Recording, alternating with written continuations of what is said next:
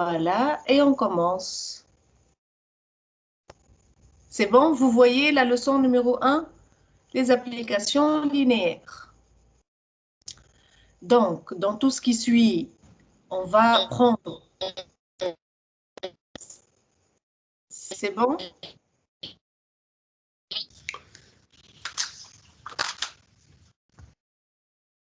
On va prendre E et F des cas espaces vectoriels.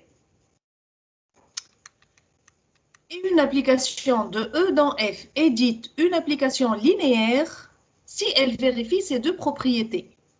Pour tout x, y dans E, f de x plus y égale f de x plus f de y. Et pour tout x dans E, pour tout alpha scalaire, k étant R au C, f de alpha x égale à alpha fois f de x. D'accord? Donc, une application linéaire vérifie ces deux propriétés, qu'on peut les mettre en une seule. Donc, une application est linéaire si elle vérifie pour tout x, y dans E, pour tout alpha scalaire, f de alpha x plus y égale à alpha f de x plus f de y. Ou encore, une autre propriété équivalente, une application est linéaire si elle vérifie pour tout x, y dans E, pour tout alpha bêta scalaire, f de alpha x plus bêta y égale à alpha f de x plus bêta f de y. Donc voilà qu'est-ce qu'une application linéaire. Alors la première remarque qu'on peut faire, c'est que si l'application est linéaire, elle vérifie f du vecteur nul de E égale le vecteur nul de f. D'accord? Donc f de 0 doit être 0. Voilà rapidement pourquoi on peut écrire f de 0 comme étant f de 0 plus 0. On est tous d'accord que 0 plus 0, ça fait 0.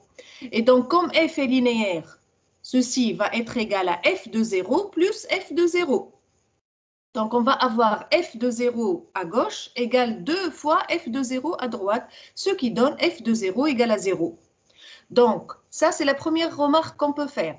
Une application linéaire vérifie f du vecteur nul de E égale vecteur nul de f. On est d'accord? Alors, voilà quelques exemples d'abord d'applications linéaires. On commence par l'application identité. Alors, l'identité de E, c'est quoi l'identité de E? Elle va de E dans E qui a x associe x. Ça, c'est l'application identité. Alors, ça, c'est une application linéaire. On vérifie. Prenons la deuxième propriété, l'identité de E de alpha x plus y. Par définition de l'application identité, c'est alpha x plus y. Et donc, x représente l'identité de x et y représente l'identité de y. Par suite, l'application identité, elle vérifie bien l'identité de alpha x plus y égale à alpha l'identité de x plus l'identité de y. Donc ça, c'est l'application identité de E. C'est une application linéaire. On a aussi une autre application. Il y a une question? Voilà la définition de l'application identité. Elle va de E dans E qui a x associe x. D'accord? C'est ça l'application identité, hein, qui a x associe x.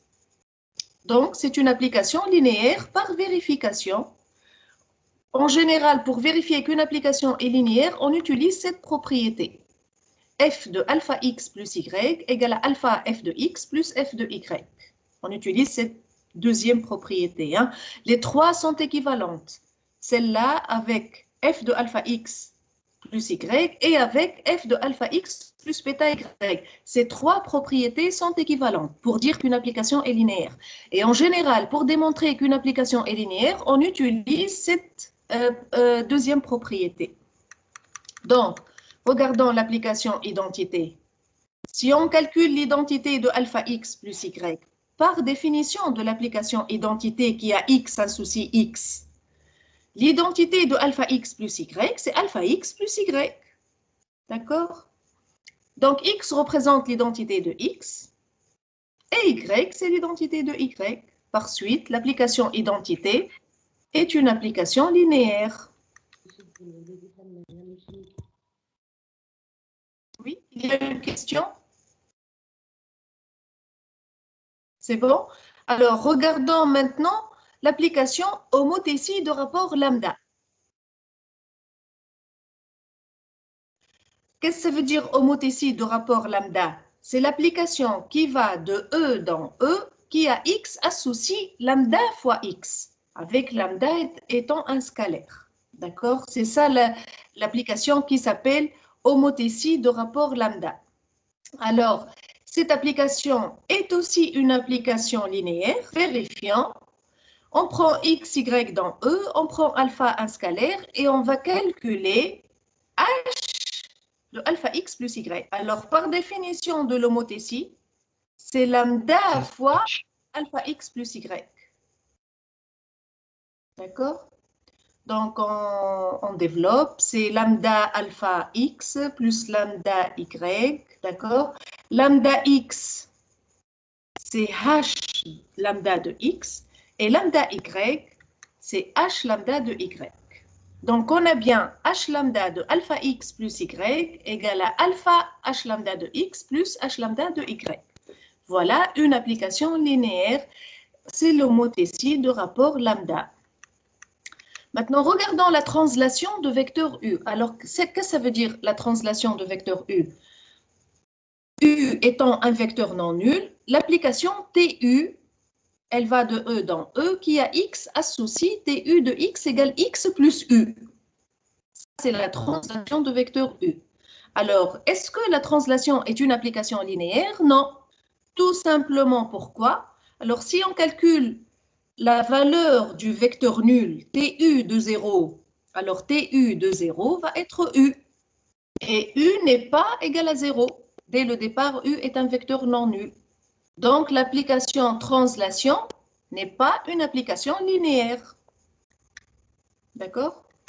Regardons maintenant l'application dérivation. Alors, c'est quoi l'application dérivation? L'application D, elle est définie sur l'ensemble des fonctions de classe C1 sur R dans l'ensemble des fonctions continues. Qui a F, une application de classe C1, associe D de F égale à F'. C'est ça l'application dérivation, qui a toute fonction associe sa dérivée. Alors, l'application grand D est une application linéaire. Vérifions ceci.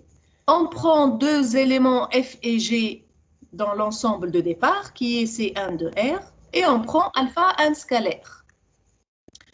Calculons D de alpha F plus G. Alors, D de alpha F plus G, par définition de D, c'est la dérivée. C'est alpha F plus G, le tout prime. Donc, c'est alpha F' plus G'. F', c'est D de F. G', c'est D de G. Donc, on obtient D de alpha F plus G égale à alpha D de F plus D de G. C'est ça ce que ça veut dire une application linéaire. Donc, l'application dérivation est une application linéaire. Regardons un autre exemple. On va prendre l'application F de R2 dans R3 qui a xy associe x plus y moins 2x et 3y. Alors, on va montrer que cette application est linéaire. Qu'est-ce qu'on fait? On doit prendre deux éléments de R2. Grand X, x1, y1, grand Y, x2, y2. Et on prend un scalaire alpha dans R, puisqu'on est ici sur un R espace vectoriel, R2. Alors, on va montrer, c'est ça la définition d'une application linéaire, on va montrer que f de alpha x plus y égale à alpha f de x plus f de y. Alors, calculons f de x, c'est f du couple x1, y1. Par définition de f, c'est x1 plus y1, moins 2x1, 3y1. Ça, c'est f du grand X. F de grand Y, c'est le couple x2, y2. C'est f de x2, y2. Donc, c'est x2 plus y2, moins 2x2, 3y2. D'accord? Donc, on a calculé f de grand X, f de grand Y. On va calculer maintenant f de alpha grand X plus grand Y. Tout d'abord, on calcule le vecteur alpha grand X plus grand Y.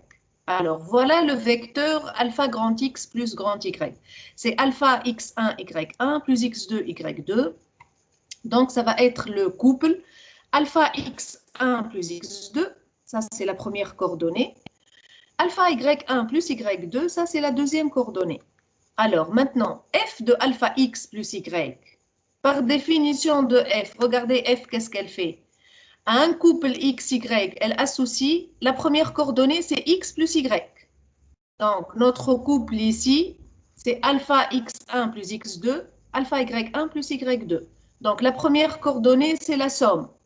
Alpha x1 plus x2 plus alpha y1 plus y2.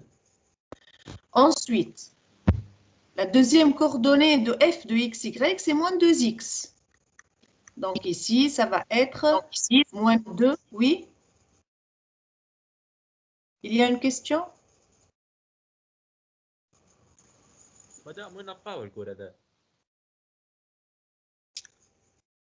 Sur le lien Drive et sur Microsoft Teams. وبربي مدام احنا لسه ما جتنيش الصباح باش تعاود لنا ولا ايه؟ Inch'Allah, hey. Inch'Allah, j'ai eu un problème. J'ai eu un problème ce matin. Donc, بربي خليني continuons. ايميل مدام. Ok. Continuons. Donc, f de alpha x plus y, on a dit. Oui? مش محطوط في التيمز. Hein? مش محطوط في التيمز. فيش؟ شنو اللي مش محطوط؟ الكور تشوفوا فيه توا ولا؟ لا لا لا قلب في مش شيء موجود. مادام مش محطوط PDF. ماهوش محطوط وين؟ اللي يقول في اون فورم التيمز. PDF معناتها في لي فيشي معناها مش موجود. على الميكروسوفت؟ اي تو نحطو به. Mais sur le lien Drive, il existe. Hein? Juste, je termine cette séance et je vais le mettre sur Microsoft. D'accord? Donc, continuons. Alors, on va calculer f de alpha x plus y. D'accord? Regardez f, qu'est-ce qu'elle fait? À un couple xy, regardez qu'est-ce qu'elle associe. Donc, on va calculer f de alpha x1 plus x2, alpha y1 plus y2. Ça va être d'abord, la première coordonnée, ça va être la somme, alpha x1 plus x2 plus alpha y1 plus y2. Ensuite, la deuxième coordonnée, c'est moins 2x. Donc ici, ça va être moins 2 fois alpha x1 plus x2. Et la dernière coordonnée, ça va être 3y. Donc, c'est-à-dire ici, 3 fois alpha y1 plus y2. Voilà. Donc, on développe. On va mettre alpha en facteur. Donc, ça va être alpha facteur de x1 plus y1 plus x2 plus y2. Ça, c'est dans la première coordonnée. La deuxième coordonnée, ça va être alpha fois moins 2x1 plus moins 2x2. Et la troisième coordonnée, alpha fois 3y1 plus 3y2. D'accord? Maintenant, on va diviser ce grand vecteur en la somme de deux vecteurs. Le premier vecteur ne contient que x1, y1. Le deuxième vecteur ne contient que x2, y2. Donc, on va l'écrire. C'est alpha x1 plus y1, alpha fois moins 2x1 et alpha fois 3y1. On va mettre tout ça dans le premier vecteur, plus les autres, c'est-à-dire x2 plus y2, moins 2x2 et 3y2. On est d'accord? Donc, ce grand vecteur, on l'a écrit comme la somme de deux vecteurs. Et vous pouvez vérifier, hein? On vérifie, si on fait la somme maintenant de ces deux vecteurs, voilà, alpha x1 plus y1 plus x2 plus y2, le voilà. Alpha fois moins 2x1 moins 2x2, le voilà, deuxième coordonnée. Et finalement, alpha fois 3y1 plus 3y2, voilà, il se trouve sur la troisième coordonnée. D'accord? Donc, finalement, qu'est-ce qu'on a eu? On va faire sortir alpha en facteur du premier vecteur. C'est alpha facteur de x1 plus y1 moins 2x1 3y1 plus le deuxième vecteur. Et regardez, ce vecteur n'est autre que f de grand x. Et ce vecteur-là n'est autre que f de grand y. Finalement, f de alpha x plus y, c'est bien égal alpha f de x plus f de y.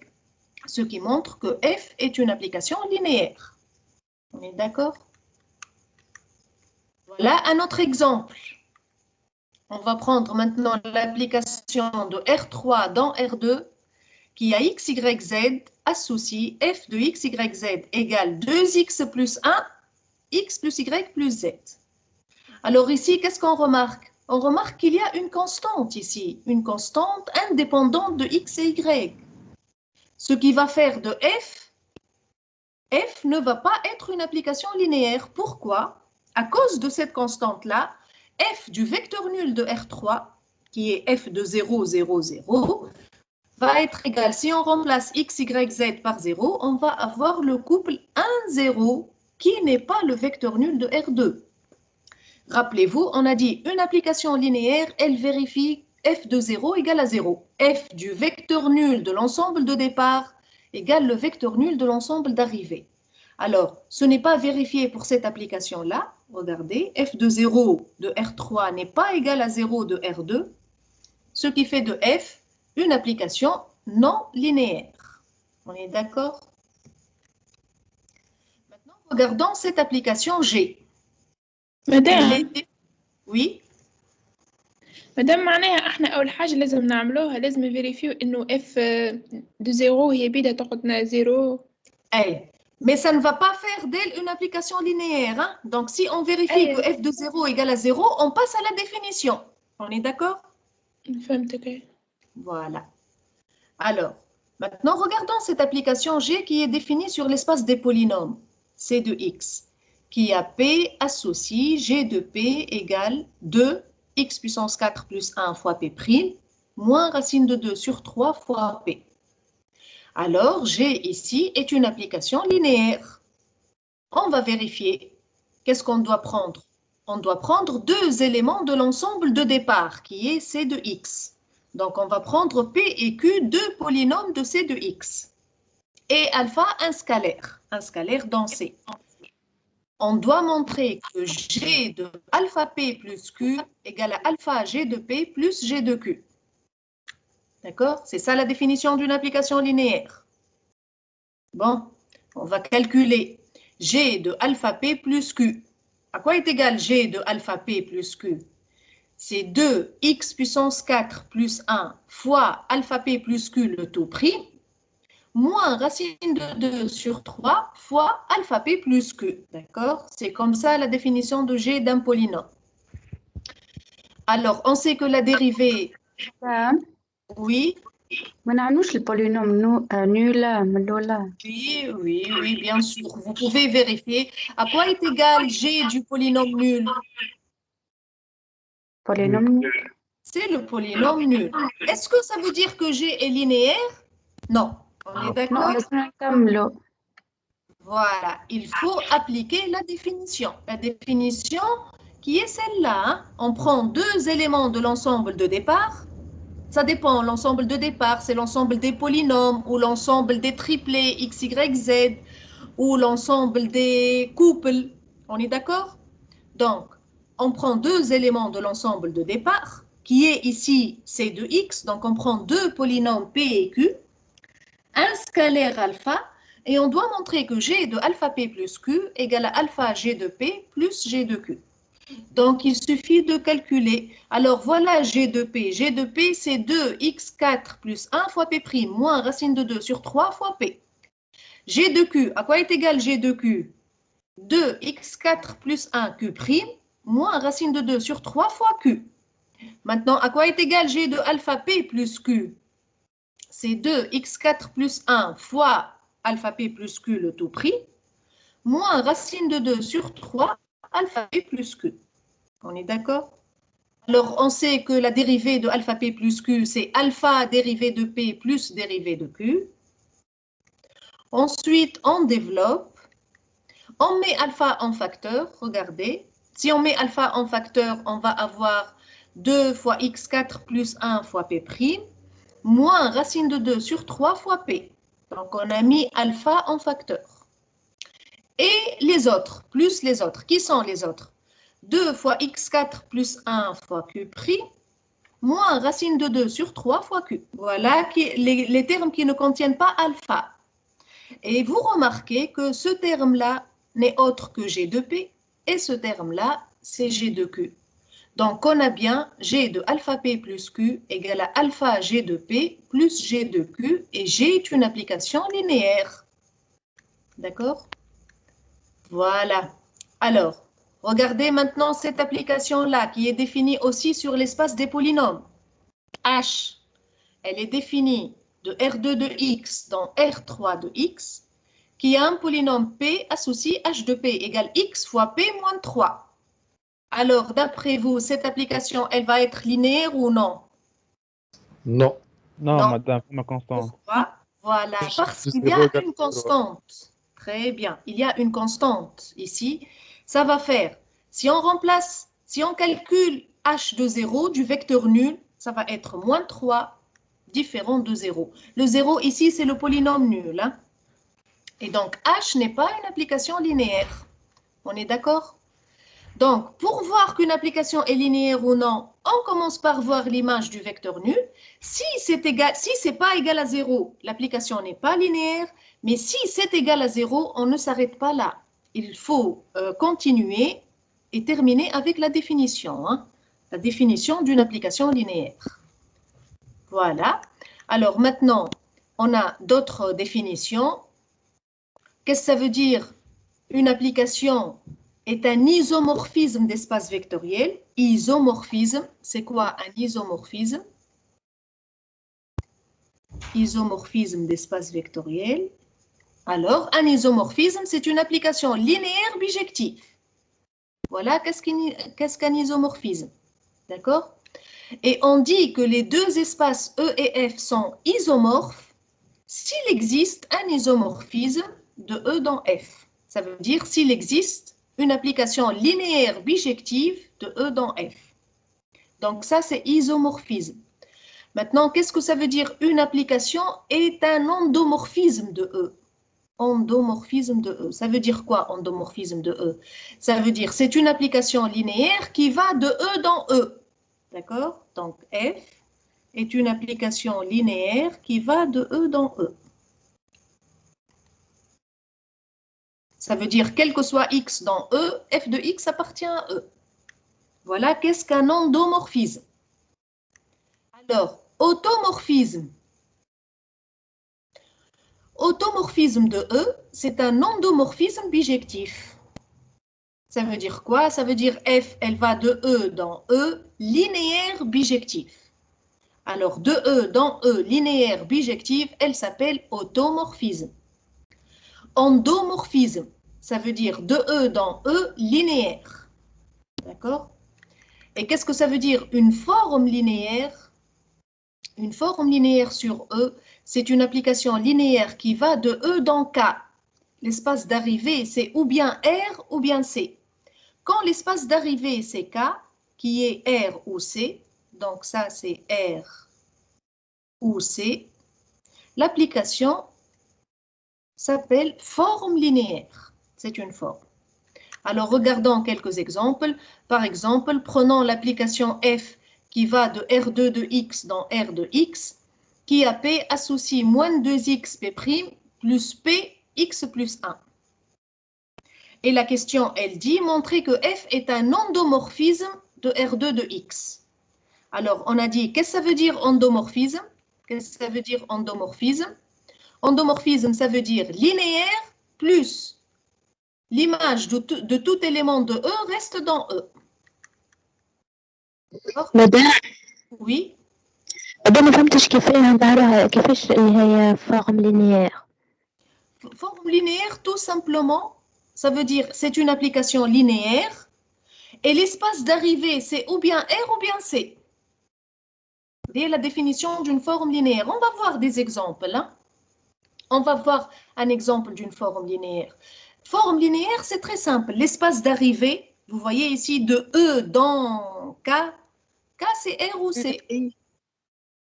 R معناتها R carré R R, c'est R. Scalaire, qui a un vecteur de E, elle associe un scalaire. On est d'accord? oui. Voilà. C'est R, c'est pas R2, c'est pas R3, c'est R ou C, c'est K. Alors, regardons cette application. On va montrer que c'est un endomorphisme de R2 de X. On a dit, ça veut dire quoi? Endomorphisme. D'abord, elle est linéaire. Donc, on va commencer par montrer que F est linéaire. D'accord? Alors, qu'est-ce que ça veut dire linéaire? On prend deux éléments de l'ensemble de départ, qui est R2 de X, donc soit P et Q dans R2 de X, et soit alpha un réel. On est ici sur un R espace vectoriel, donc alpha ici est un réel. On doit montrer que f de alpha p plus q égale à alpha f de p plus f de q. C'est ça la définition d'une application linéaire. Donc, on va calculer f de alpha p plus q. Alors, par définition de f, voilà f, qu'est-ce qu'elle associe à un polynôme? Moins 2x p' plus p x plus 1. Alors, f de alpha p plus q devient moins 2x alpha p plus q le tout pris plus alpha p plus q fois x en x plus 1. Donc, on développe, on sait que la dérivée de alpha p plus q, c'est alpha p' plus q'. Et ici, on développe alpha p plus q en x plus 1, c'est alpha p de x plus 1 plus q de x plus 1. D'accord? Donc, on développe et on met alpha en facteur. Alors, si on met alpha en facteur, qu'est-ce qu'il reste? Ici, on a alpha. Donc, moins 2x fois p', plus p de x plus 1. Voilà. Et les autres termes qui ne contiennent pas alpha. Moins 2x q' plus q de x plus 1. D'accord? Alors, vous remarquez que ceci n'est autre que f de p. Et moins 2x q' plus q de x plus 1, c'est f de q. Donc, on vient de prouver que f de alpha p plus q, c'est alpha f de p plus f de q. Ça veut dire quoi? Ça veut dire que f est une application linéaire. Alors, qu'est-ce qu'il faut faire après pour regarder la question? Montrer que f est un endomorphisme. Endomorphisme, on a dit, c'est une application linéaire. Voilà, endomorphisme, application linéaire. Et l'image de tout élément de E, quel que soit x dans E, f de x appartient à E. Alors nous, on a montré que f est linéaire. Qu'est-ce qu'il reste à montrer maintenant? On va montrer que quel que soit P dans R2 de x, regardez dans l'exemple, notre espace E, c'est R2 de x. Donc on doit montrer que quel que soit P dans R2 de x, f de P appartient à R2 de x. Hein? D'accord? Voilà. Alors, n'oubliez pas que R2 de x, c'est l'ensemble des polynômes de degré inférieur ou égal à 2. Donc, nous, on doit montrer que f de p est de degré inférieur ou égal à 2. Alors, qui est f de p? F de p, c'est moins 2x p' plus p de x plus 1. D'accord? Voilà f de p. On regarde maintenant. Sachant que p appartient à R2 de x, son degré inférieur ou égal à 2, quand on le dérive p, degré de p' va être inférieur ou égal à 1. Quand on dérive, on baisse le degré. Donc, degré de p' inférieur ou égal à 1, on multiplie par x. Donc, degré de x p' inférieur ou égal à 2. Le degré de moins 2x p' va être inférieur ou égal à 2. Le degré de p de x plus 1 est inférieur ou égal à 2. On fait la somme. On sait que le degré d'une somme, la somme de deux polynômes, est inférieur ou égal au max des degrés. Chacun est de degré inférieur ou égal à 2, donc la somme est de degré inférieur ou égal à 2. Voilà, on vient de prouver que degré de f de p est inférieur ou égal à 2. Qu'est-ce que ça veut dire? Ça veut dire que f de p appartient bien à R2 de x. Finalement, on a bien montré que f est un endomorphisme de R2 de x. On est d'accord? Donc, dans le mot endomorphisme, il y a deux choses à prouver. Que l'application est linéaire et que pour tout élément de l'ensemble de départ, son image appartient à ce même ensemble. Nous regardons cette application. U, l'application U. E ici, oui. بس نجم تعاود لي فاست الدغري. Oui, le degré. Alors, reprenons. On va montrer que quel que soit P dans R2 de X, F de P appartient à R2 de X. On a dit R2 de x, c'est l'ensemble des polynômes de degré inférieur ou égal à 2. Donc, on doit montrer que le degré de f de p, qui est ceci, hein, c'est ce polynôme f de p. Donc, on doit montrer que le degré de ce polynôme est inférieur ou égal à 2. C'est ça ce que ça veut dire appartient à R2 de x. Alors, parce que p appartient à R2 de x, degré de p inférieur ou égal à 2, on dérive. Quand on dérive un polynôme, le degré va baisser d'un degré. Donc, par exemple, le polynôme, c'est x au carré plus 1, il est de degré 2. Sa dérivée, c'est 2x, il est de degré 1. Donc, quand on dérive, on baisse le degré. Degré de p inférieur ou égal à 2, donc degré de p' est inférieur ou égal à 1. Maintenant, on multiplie par moins 2x, alors p' est de degré inférieur ou égal à 1. On multiplie par x, ça devient le degré est inférieur ou égal à 2. D'accord? Parce qu'on l'a multiplié par x. Et donc, le degré de moins 2x p' inférieur ou égal à 2. Le degré de p inférieur ou égal à 2, donc le degré de p de x plus 1 reste inférieur ou égal à 2. Et on prend la somme de ces deux polynômes, moins 2x p' plus p de x plus 1. Chacun son degré inférieur ou égal à 2. Donc, si on prend leur somme, leur degré reste inférieur ou égal à 2. D'accord? Voilà. Le degré de f de p est inférieur ou égal à 2. C'est ça ce que ça veut dire appartient à R2 de x. Hein. Et finalement, f est un endomorphisme. Alors, je répète, endomorphisme, il y a linéaire plus, quel que soit p dans l'ensemble de départ, f de p reste dans l'ensemble de départ. C'est ça ce que ça veut dire endomorphisme. Maintenant, regardons cet exemple. E ici, c'est l'espace des fonctions continues de 0, 1 dans R. D'accord? Et on prend U, l'application, qui est définie à tout élément de E. Alors, c'est quoi les éléments de E ici? Les éléments de E, ce sont des fonctions continues de 0, 1 dans R. Donc, à tout f dans E, elle associe U de f, l'intégrale entre 0 et 1, de f de t au cube plus 1 dt.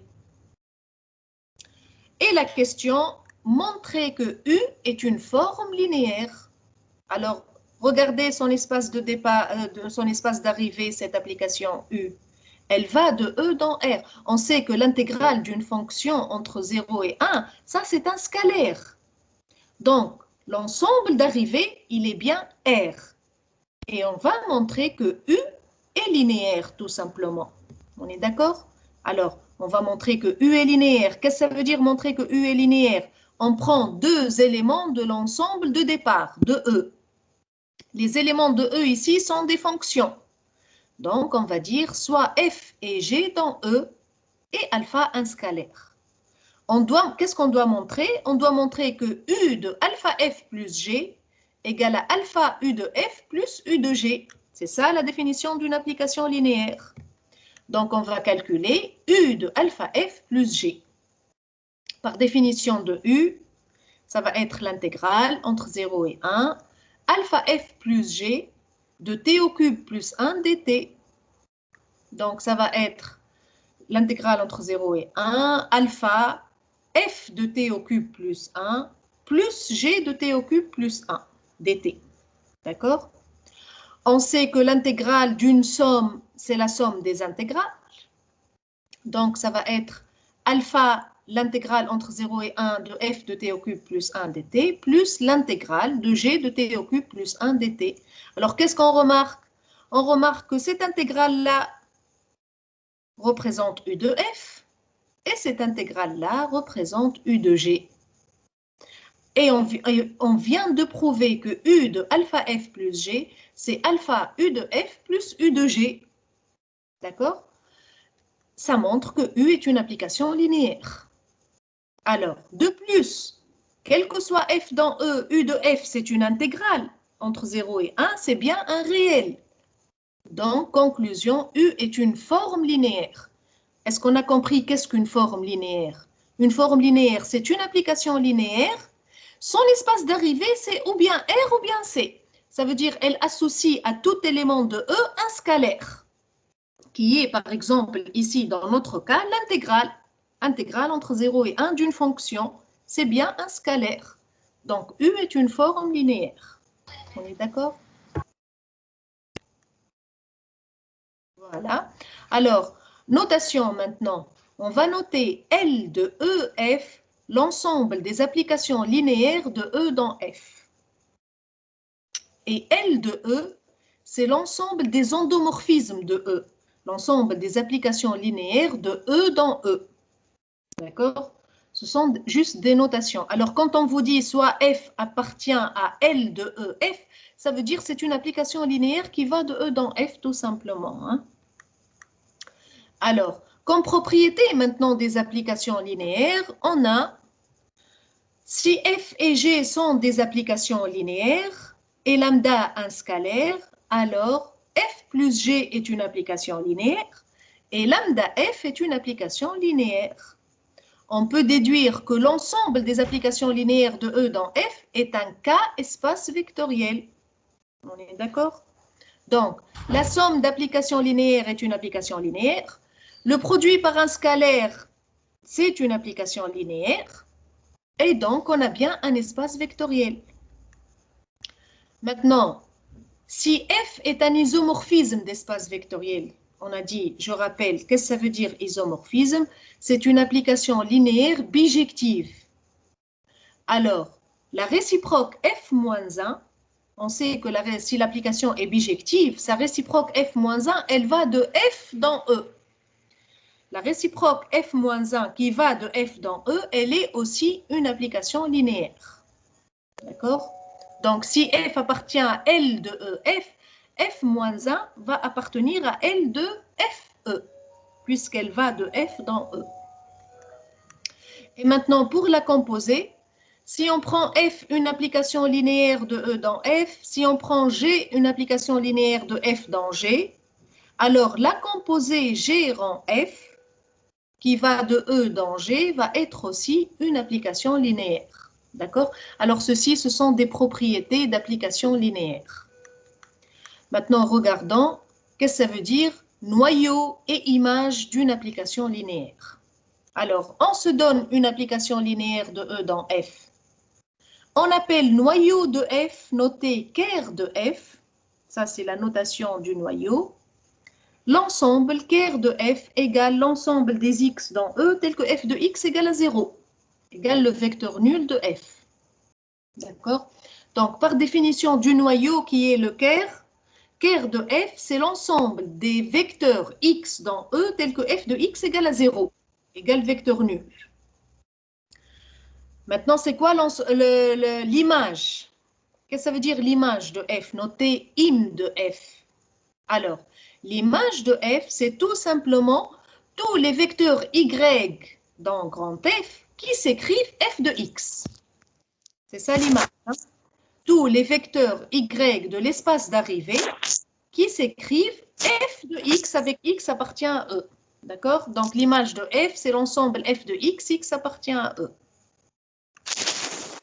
Donc, comme propriété, on a, si f est une application linéaire de E dans F, le noyau de F est un sous-espace vectoriel de E, l'image de F est un sous-espace vectoriel de F.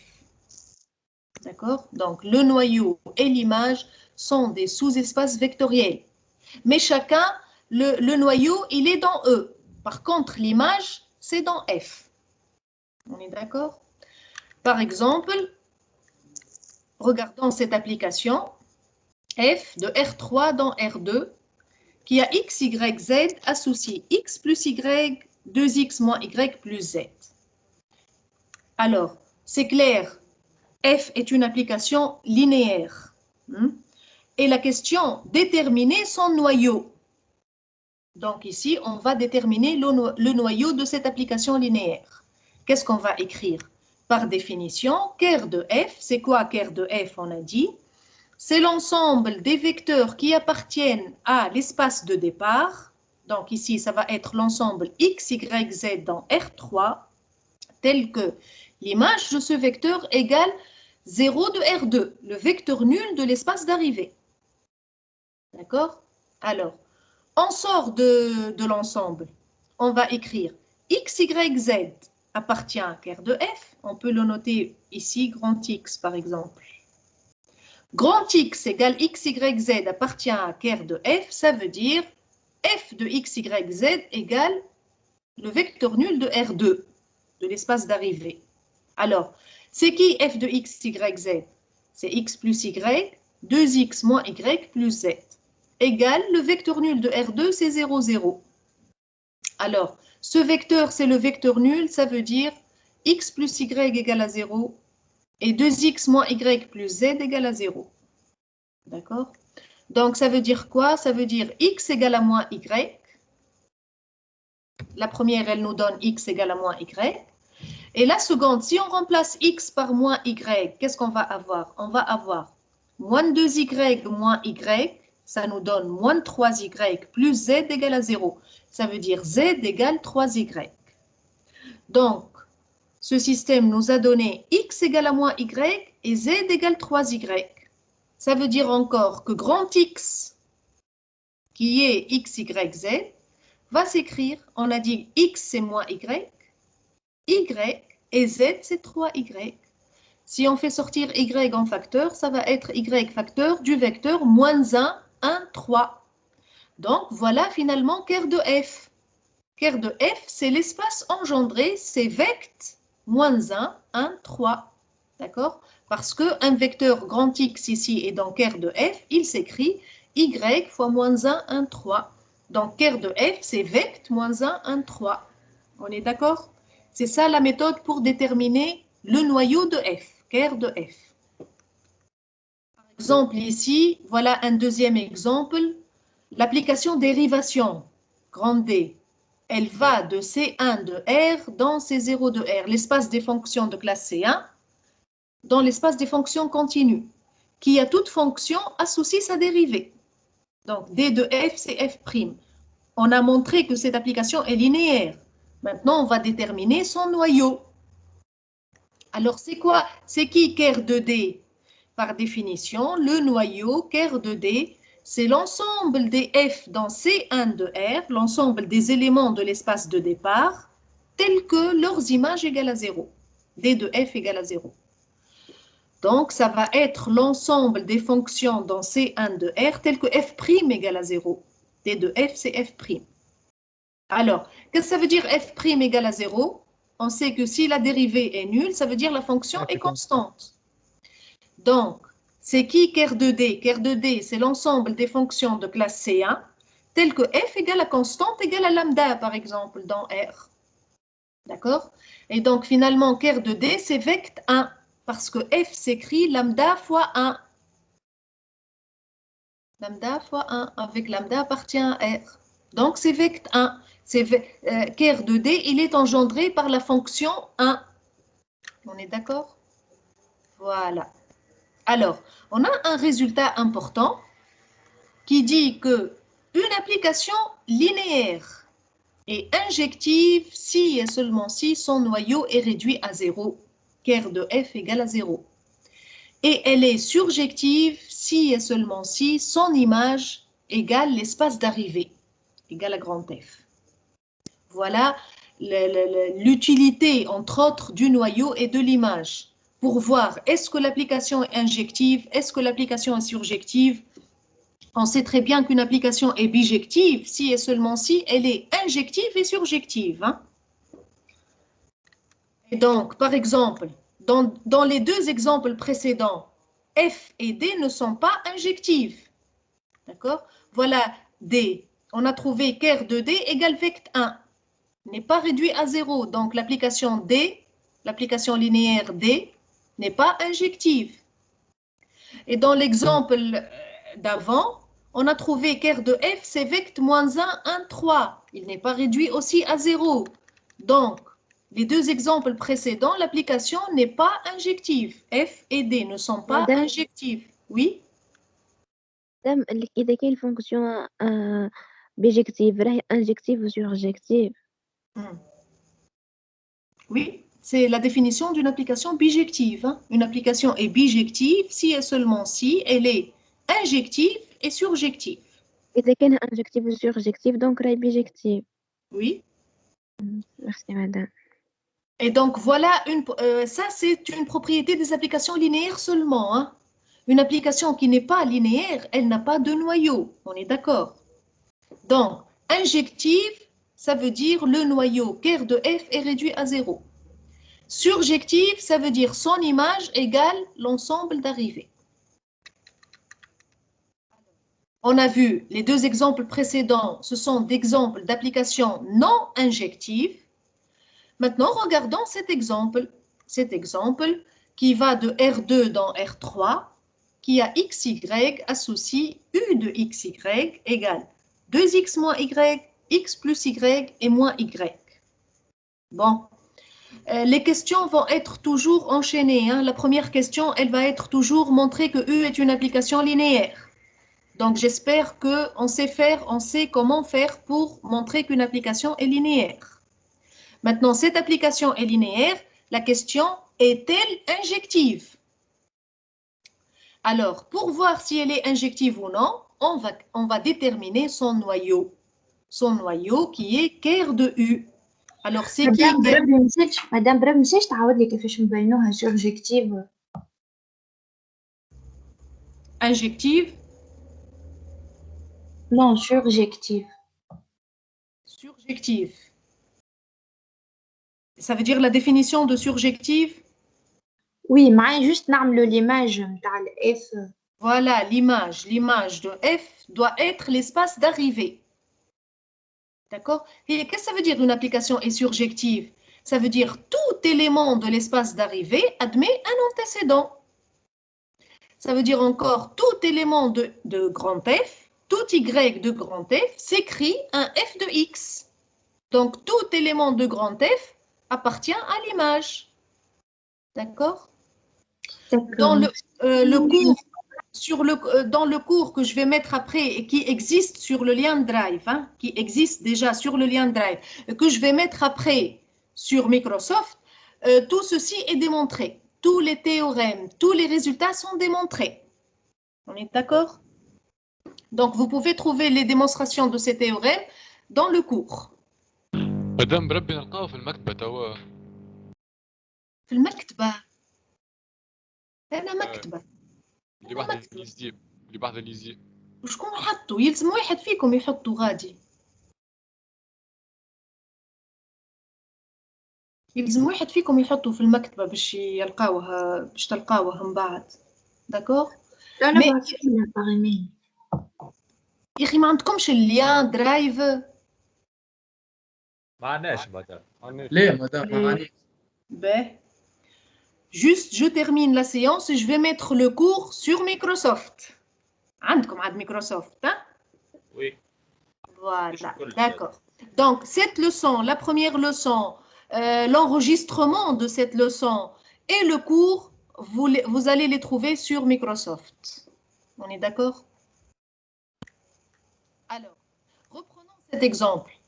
Donc, on a dit, c'est une application qui va de R2 dans R3. C'est une application linéaire. La question, est-ce qu'elle est injective?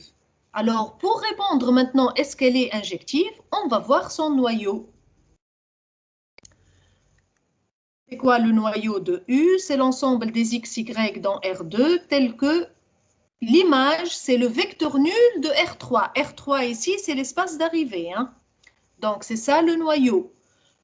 L'ensemble des éléments de R2, tels que leurs images égale 0. 0 de l'ensemble d'arrivée.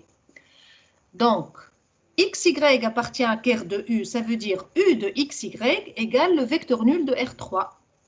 Alors, c'est qui U de XY? C'est 2X moins Y, X plus Y et moins Y. Le vecteur nul de R3, c'est 0, 0, 0.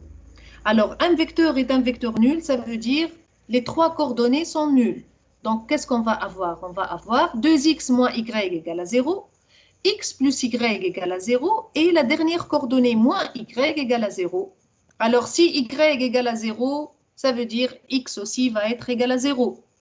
Et donc, X égale à Y égale à 0, ça veut dire le couple XY va être 0, 0, c'est le 0 de R2. Voilà. Alors, on est parti de xy dans ker de u. On vient de voir que xy égale 0 de R2. Finalement, ker de u, c'est 0. C'est le vecteur nul de R2. Ça veut dire que u est injectif. Est-ce qu'on est d'accord? Donc, voilà comment on montre qu'une application est injective. Ça veut dire son noyau est réduit à 0. Et une application dont le noyau n'est pas égal à 0, l'application n'est pas injective. On est d'accord? Maintenant, on va voir les applications linéaires en dimension finie. Alors là, dans toute la suite, on va prendre E, un K-espace vectoriel de dimension finie N. Et on va prendre F, un K-espace vectoriel.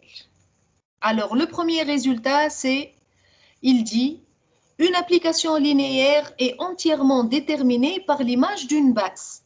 Ça veut dire quoi? Ça veut dire E est de dimension finie, il admet une base. Si on connaît l'image d'une base, alors on connaît l'expression de l'application F.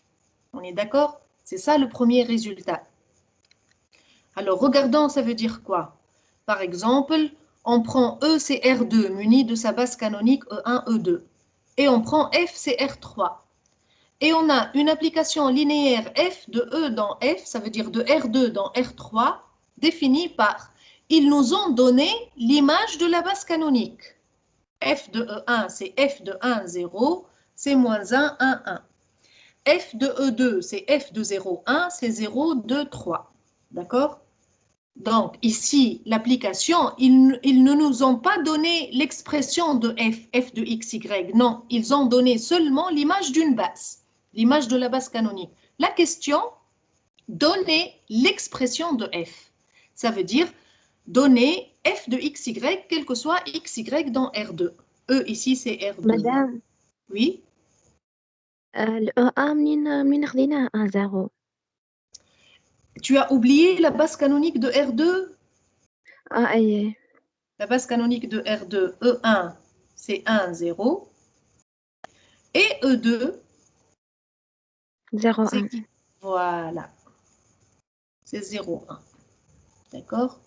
Donc, ici, c'est un exemple d'application où il n'a pas donné l'expression de f de xy, il a donné juste l'image de la base canonique. Et c'est à nous de déterminer f de xy.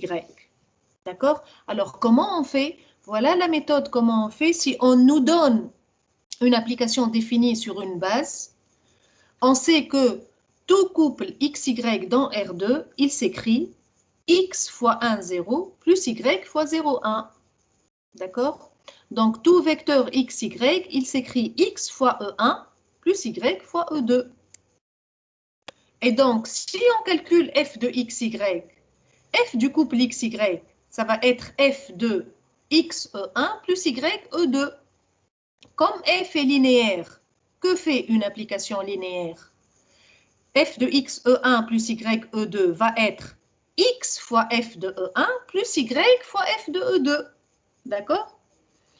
Et donc, ça va être x, on connaît f de E1, ils ont donné f de E1, c'est moins 1, 1, 1, plus y, f de E2, c'est 0, 2, 3. Et il suffit de faire la somme après. D'accord? Donc voilà, finalement, f de xy, elle va être, alors on multiplie x fois le vecteur moins 1, 1, 1, et on fait la somme plus y fois 0, 2, 3. Voilà, qu'est-ce qu'on trouve? F de xy, c'est moins x plus 0, x plus 2y, x plus 3y. Finalement, voilà l'application f, qui a xy dans R2, elle associe moins x, x plus 2y, x plus 3y. On est d'accord? Donc, si on connaît une application linéaire sur une base, on connaît son expression, au fait. Ça, c'est le premier résultat en dimension finie à l'aide des bases. Un deuxième résultat, si on a une application linéaire de E dans F et on a une base de E, E1, En, alors l'image de F va être engendrée par F de E1, F de En. Va être vect F de E1, F de En. Voilà l'image de F. Donc, si on veut calculer, si on veut déterminer l'image, il suffit de calculer f de E1, f de En tout simplement. On est d'accord? Par exemple, on vous donne l'application f de R2 de x dans R de x qui a P associe 2x plus 1 fois P. Alors, j'ai dit, on commence toujours par vous demander, montrer que f est une application linéaire. Donc, c'est clair, f ici est une application linéaire. Maintenant, la question d'après, donner l'image de f. Alors, comment on fait pour donner l'image de f? On doit avoir une base. On va prendre la base canonique de R2 de x. D'accord? Vous vous rappelez la base canonique de R2 de x? C'est la base 1x, x au carré. C'est la base canonique de R2 de x.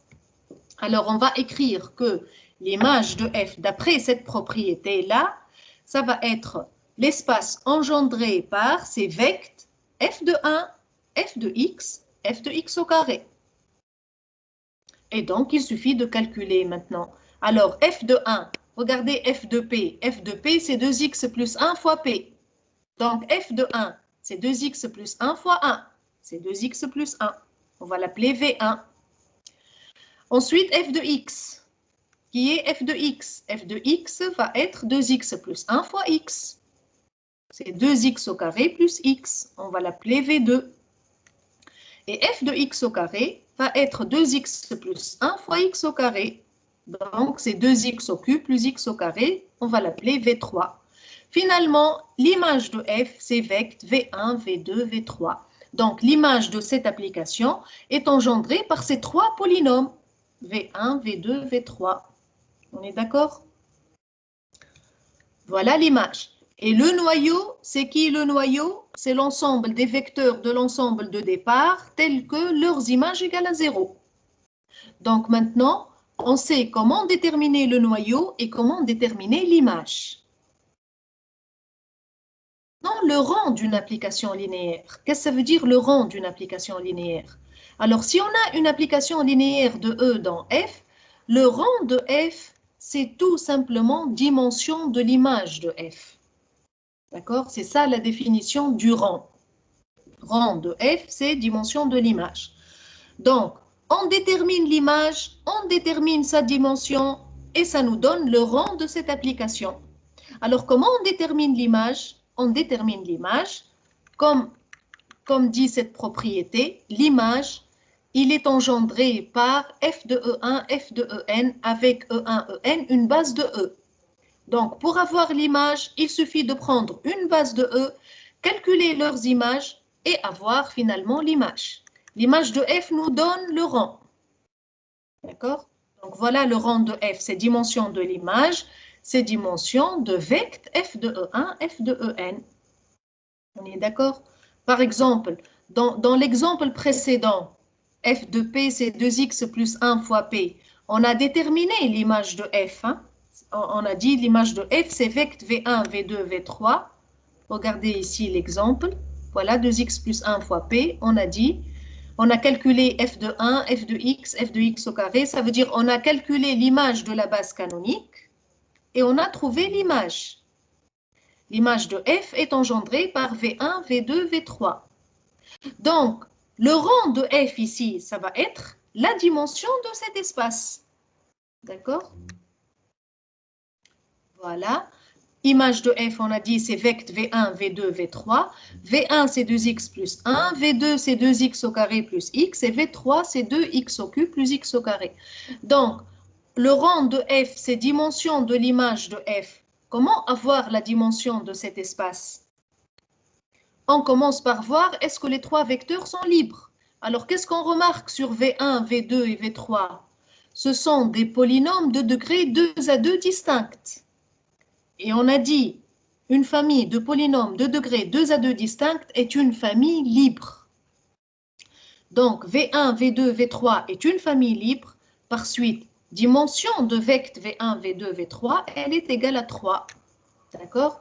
Ça nous donne le rang de f, finalement. Le rang de f, il est égal à 3. On est d'accord? Donc, le rang, c'est qui? C'est dimension de l'image. Comment on obtient l'image? pour avoir l'image de f, il suffit d'avoir l'image d'une base. En général, on utilise surtout la base canonique. Si on est sur R2, R3, on utilise la base canonique. Si on est sur l'espace des polynômes, on utilise la base canonique. On est d'accord? Donc, on obtient l'image en calculant l'image d'une base, de la base canonique en général. Et une fois qu'on a l'image, il suffit de déterminer sa dimension. Dimension de l'image nous donne le rang de l'application. On est d'accord? Alors, un théorème important, c'est le théorème du rang. Que dit le théorème du rang? Alors, il nous faut d'abord un espace vectoriel de dimension finie, E, et une application linéaire. Alors, le théorème du rang dit la dimension de E, c'est la dimension du noyau plus le rang de F. D'accord? En d'autres termes, dimension de E égale dimension du noyau plus dimension de l'image.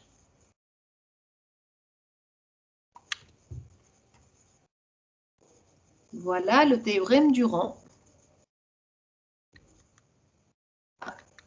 Donc, en particulier, une application linéaire devient bijective si et seulement si dimension de E égale dimension de F égale le rang de F. D'accord? Je rappelle, une application est bijective, ça veut dire injective et surjective. D'accord?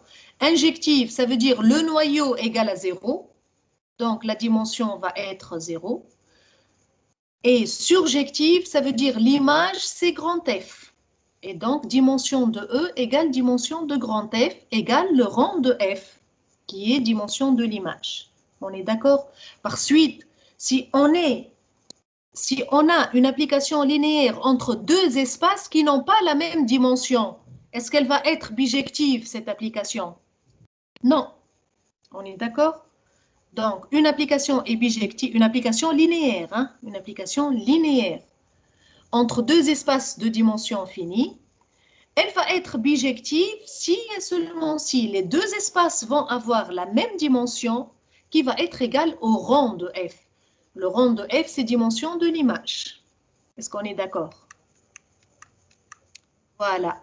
Donc, maintenant, si on a une application linéaire entre deux espaces qui ont la même dimension, si dimension de E égale à dimension de F, pour montrer que F est un isomorphisme, isomorphisme, ça veut dire quoi? Ça veut dire tout simplement linéaire bijective. Donc, elle est déjà linéaire. Pour montrer qu'elle est bijective, il suffit de montrer qu'elle est injective, ce qui est équivalent à dire qu'elle est surjective. On est d'accord? Alors, je résume. Une application linéaire est bijective si et seulement si elle est injective et surjective. Mais si les deux espaces ont la même dimension, alors il suffit de démontrer qu'elle est ou bien injective ou bien surjective. Ce n'est pas la peine de faire les deux. Est-ce qu'on est d'accord? Donc, injective, je répète, injective, ça veut dire le noyau égale à 0. Surjective, ça veut dire l'image égale à grand F. D'accord? Donc, si on a deux espaces de même dimension, pour montrer que l'application linéaire F est bijective, il suffit de montrer qu'elle est ou bien injective ou bien surjective. Parce qu'ils ont déjà la même dimension. D'accord? En particulier, si on a une application qui va de E dans E. Donc ici, c'est le même espace. Et dimension de E, elle est finie. Donc, on a bien sûr ici dimension de l'espace de départ égale dimension de l'espace d'arrivée. Donc, F est un automorphisme. Automorphisme, ça veut dire quoi? Ça veut dire linéaire de E dans E bijectif. Donc, en d'autres termes, F est bijective si et seulement si elle est injective, si et seulement si elle est surjective. Voilà. D'accord? Donc, vous allez voir dans les exercices, la série existe déjà. J'ai mis la série sur le lien Drive et je vais la mettre maintenant sur Microsoft. Donc, vous allez voir en exercice comment on applique ces résultats. On est d'accord? Alors, comme ça, on a terminé les applications linéaires. Je répète, on aurait dû voir les applications linéaires dans le premier semestre. juste après les espaces vectoriels. Mais comme ce n'était pas le cas, donc on a commencé par les applications linéaires parce qu'on va en avoir besoin. On a terminé ce chapitre. Vous allez faire la série, vous allez vous exercer. Et après ce chapitre-là, on va commencer les matrices. D'accord? Donc on va s'arrêter ici. مدام بلي بعثنا اليوم تاع الدرايف